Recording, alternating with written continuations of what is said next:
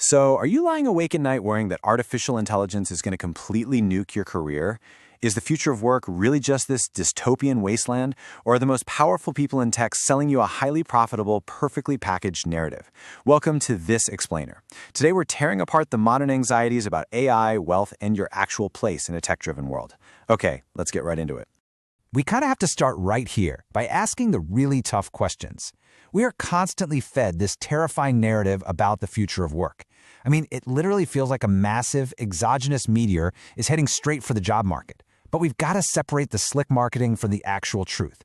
Are you really going to be replaced, or is all this fear entirely by design? And honestly, it's no wonder we feel this way when we look at the messaging. You've got Elon Musk claiming that working will be entirely optional, like, a hobby. You've got Sam Altman talking about this wild future where all intellectual capacity is just sitting inside data centers. These leaders are speaking as if they're Dr. Frankenstein, desperately warning us about the monster they literally just built.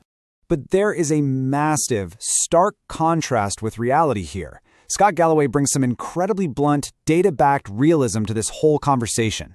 Look at the numbers. The U.S. unemployment rate is sitting at a very resilient 4.5%.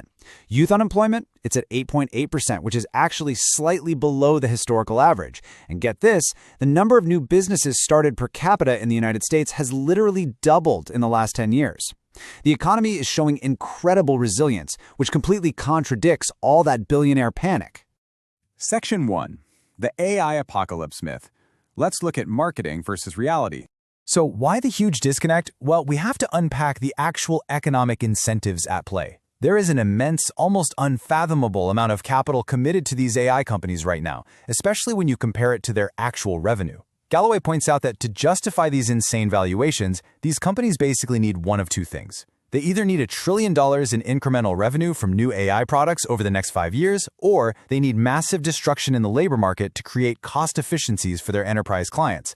So that whole doom-saying routine, it's essentially dressed-up fundraising. It's marketing designed to command cheap capital. Which brings us to the absolute core reality of this situation. AI itself, it's not the immediate threat.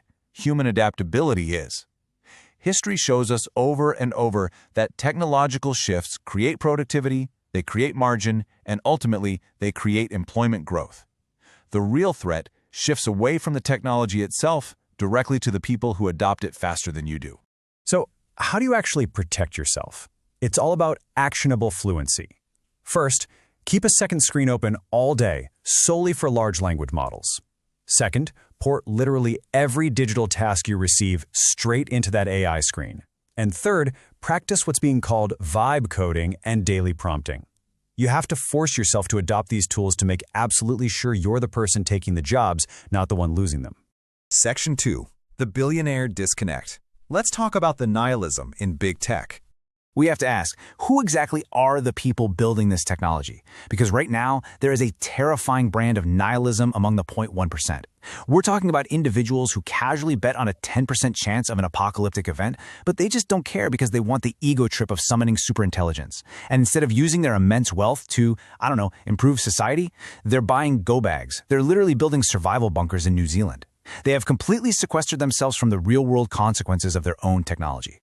And as you'd expect, your view of AI is directly correlated to your wealth. Get this, the only cohort with a net positive rating of AI are people making over $200,000 a year.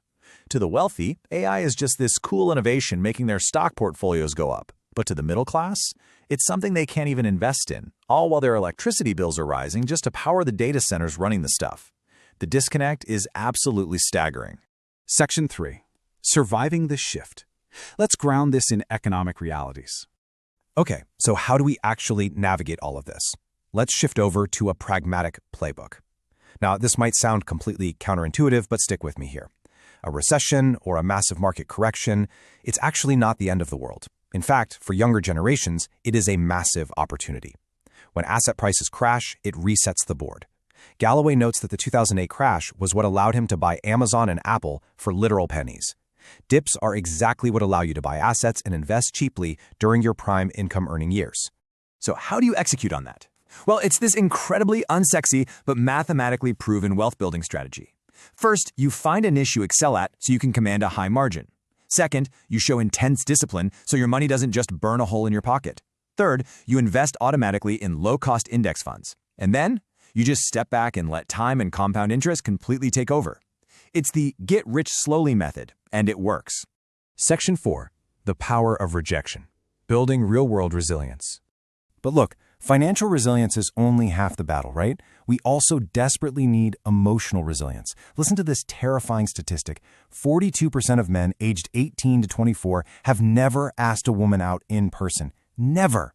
Because of these frictionless, highly curated online environments, a massive portion of the population is completely losing the ability to endure rejection. We are retreating into our screens instead of taking actual risks out in the real world. To combat this, you honestly need some exposure therapy. You have to intentionally build an immunity to rejection. Make an overture to a stranger. Apply for that job where you are completely, wildly unqualified. Ask someone out. Get the no, wake up the very next day and realize, hey, I am perfectly fine. Reclaiming your personal agency absolutely means getting comfortable with failure. Enduring rejection is the ultimate superpower.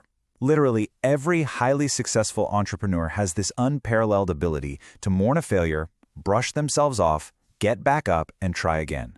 Galloway says it best. If you want to punch above your weight class, you've got to get out a big spoon and get ready to eat dirt. You have to be willing to fail repeatedly. Section 5. Finding real purpose. Moving way beyond the ROI. So, we've talked about the money, the AI, the resilience, but none of that matters without addressing the why. Why are we doing all of this? The modern capitalist mindset trains us for transactional living, meaning we're always seeking a positive return on investment, even in our friendships. But true human purpose? That is found entirely outside of that framework. Purpose is found where you massively overinvest your time and energy, knowing you can never possibly get a positive financial or transactional return. For Galloway, that was having children. For others, it's volunteering or maybe serving their country. Galloway shares this incredible vulnerability regarding the loss of his mother.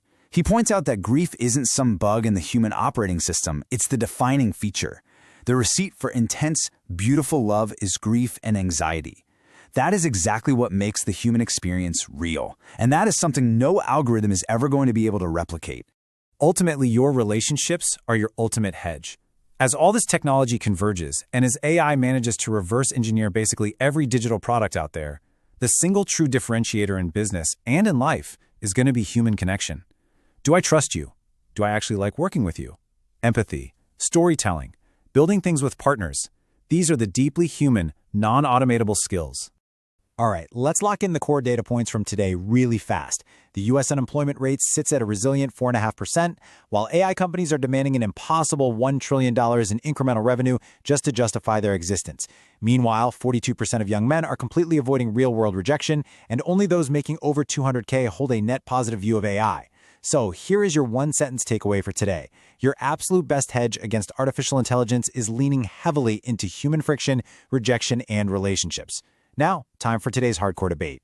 Regarding that tech elite building survival bunkers down in New Zealand, do you think that's a genius defensive move or a total, absolute detachment from everyday reality? What's your reasoning? Drop your arguments in the comments below. And hey, when you see that leave a comment animation popping up on screen right now, do exactly that, and my team will send you a complete tactical checklist on how to port your daily tasks into an LLM workflow.